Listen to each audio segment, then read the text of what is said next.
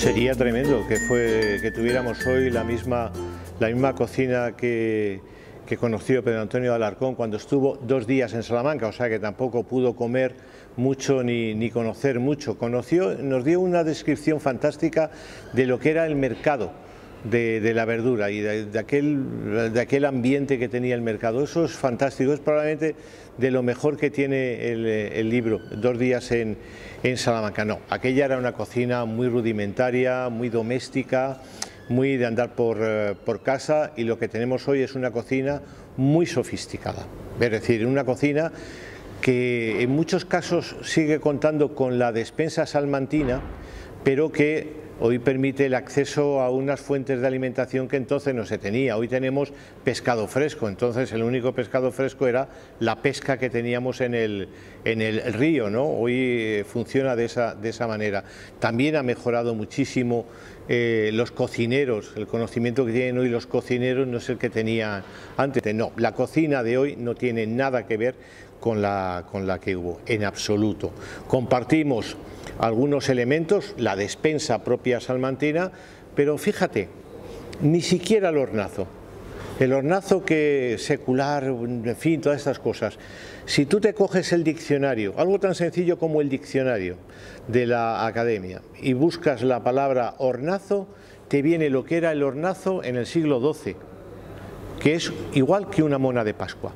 Era masa con un huevo cocido. Nada que ver con el hornazo de hoy, y sin embargo el hornazo de hoy es el estandarte, uno de los estandartes, santo y seña de la cocina salmantina. Fíjate, hasta en eso ha cambiado radicalmente la cocina salmantina. Bueno, en primer lugar, no hay una cocina salmantina, o sea, olvidémonos, hay varias cocinas salmantinas y luego aparte de eso hay una serie de platos que se llaman salmantinos, la chanfaina, el calderillo bejarano, en fin, y algunos más, ¿no? Es una cocina, como decía antes, muy sofisticada. ¿Por qué? Pues porque nuestros cocineros están más preparados. Primero, hay mucha más imaginación, hay muchas más técnicas culinarias. En tercer lugar, hay más variedad de materias primas que llegan de todas partes, y luego también es una cocina que está muy influenciada por el conocimiento del comensal. Una seña de identidad de la cocina salmantina es que sigue manteniendo alguna de sus tradiciones, y por ejemplo el tostón es una de esas tradiciones, es decir, todo esto de hacer el tostón, el hueso deshuesado, no sé, ha fracasado. La gente sigue queriendo comer el tostón como se comía hace 100, 200, 300 años. Bueno, yo ahí, en cuanto al atrevimiento, es una duda que tengo desde hace muchísimo tiempo. ¿Qué fue antes, el huevo o la gallina? Es decir, ¿fueron los cocineros salmantinos los que se atrevieron y eso atrajo a los comensales, o fueron los comensales los que obligaron a los cocineros a decir, no me pongas siempre la misma ensalada? Innova, haz algo nuevo, ¿no? Incluso el propio cansancio de los cocineros en hacer todos los días lo mismo es muy aburrido. Entonces también yo creo que se innova, ¿no? Yo creo que ha habido el atrevimiento justo para una provincia que insisto, sigue teniendo una base de tradición muy importante, y yo creo que es una innovación muy moderada la que tenemos, pero también muy ajustada.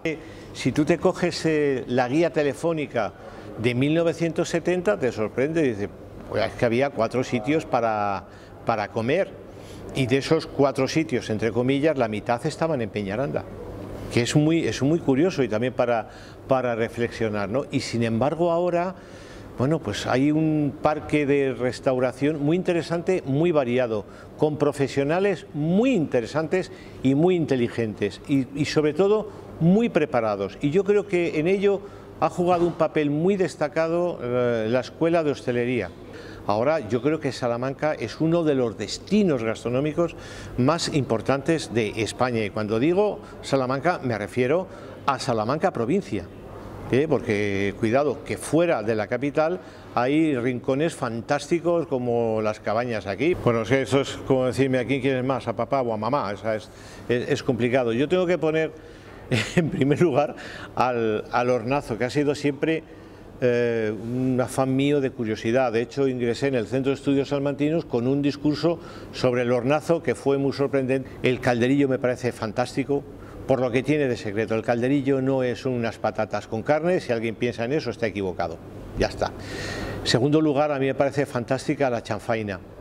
La chanfaina tiene un pasado que convendría algún día rescatar, porque la chanfaina es hija de la represión religiosa que había con relación a la alimentación. Los pobres iban a los mataderos, cogían los bofes, lo que nadie quería, y se lo comían en un día los sábados que tenían eso permitido. Ahí está el origen de la chanfaina, que ha acabado convertida en un plato de domingo, de fiesta. Alucinante, algo absolutamente fantástico. Bueno, el tostón, por supuesto, o sea, es una cosa obligada en Salamanca, y creo que en muy pocos lugares de España se hace un tostón, un cochinillo, como se hace en Salamanca, ¿no? Y bueno, no es un plato, pero yo creo que, en fin, un buen plato de jamón tampoco está nada mal, de ibérico, ¿no? Entonces, a partir de la carne de ibérico han ido apareciendo muchísimos platos, han ido apareciendo algunas piezas que se conocían, pero que no se tenían en valor, y ahora, bueno, son el Sancta Sanctorum del ibérico, ¿no? Bueno, ahí estarían un poco mis platos favoritos de la cocina salmantina. Hay un elemento fundamental que se llama Cándido y el nodo.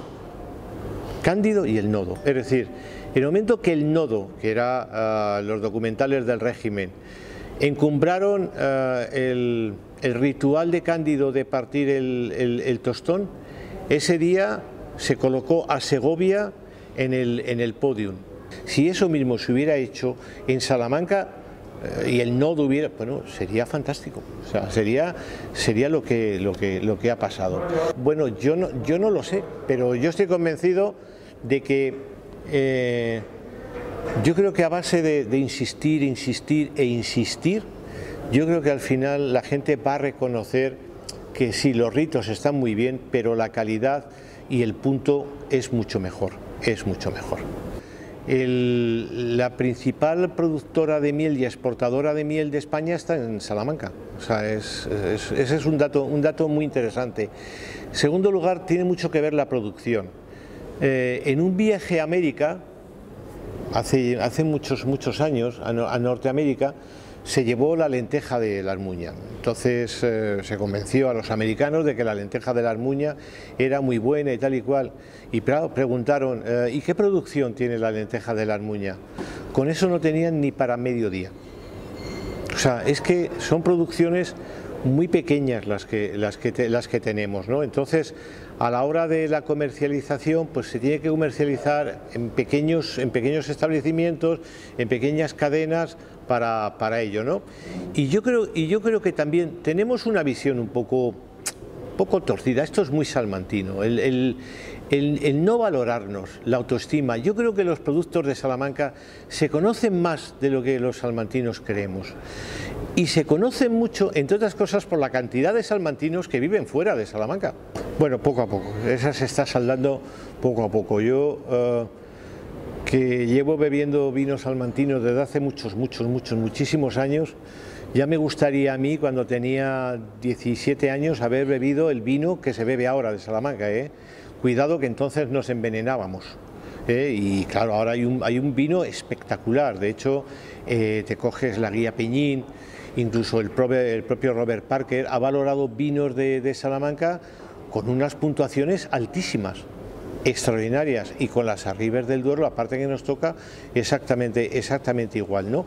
Pensemos, por ejemplo, que un vino de Garciboy, un vino blanco de Garciboy, era el vino blanco más vendido en los países nórdicos. Estas cosas sorprenden, ¿no? O sea que se está avanzando mucho, se ha avanzado mucho, y yo creo que hoy el vino salmantino de la Sierra, hay una serie de vinos que son absolutamente fantásticos y que van a ir a más, por supuesto que van a ir a más.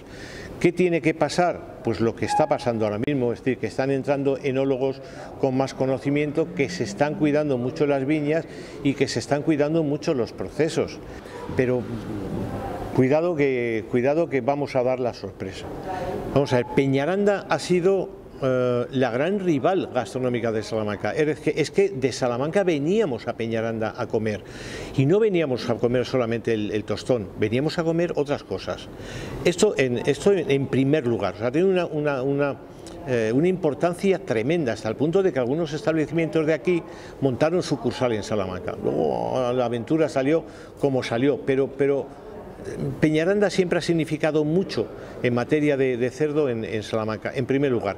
Segundo lugar, con el tiempo han ido apareciendo algunos cocineros que han innovado y han hecho cosas en el tapeo en Peñaranda absolutamente fantásticos, y con premios en fin, muy importantes a nivel nacional.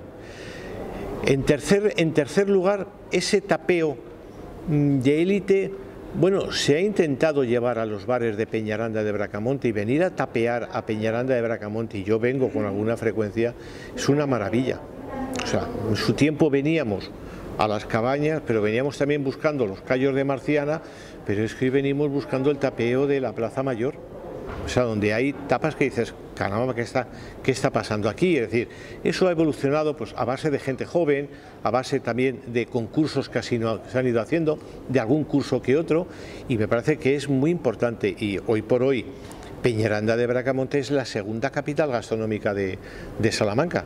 Es decir, no nos equivoquemos, Salamanca es por cantidad y por despensa probablemente la primera, pero es que Peñaranda por calidad es la segunda, y estamos ahí. Es decir, curiosamente, Peñaranda gastronómicamente hoy probablemente sea más conocida en Madrid que en Salamanca, pero está ahí, es la gran rival de Salamanca, por ejemplo, en el tema del tostón. Pero vamos, no es que sea la gran rival, es que no tiene rival Peñaranda en ese apartado con relación a Salamanca ni a ninguna otra localidad. Pues mira, a mí hay un apartado de la cocina salmantina de los recetarios que es lo que se llama la cocina de recursos, es decir, aquellos platos que hacían nuestras madres aprovechando las sobras, y de ahí salían la ropa vieja y salían una serie de platos absolutamente fantásticos que hoy los restaurantes no se atreven a servir, y sin embargo eran verdaderas maravillas. Yo además creo que es algo absolutamente de justicia social, es decir, el no tirar la comida, el aprovechar la comida, hoy más que nunca. Nuestras madres, nuestras abuelas fueron unas maestras en esto, y deberíamos aprender de sus recetarios para no tirar nada de comida a la comida.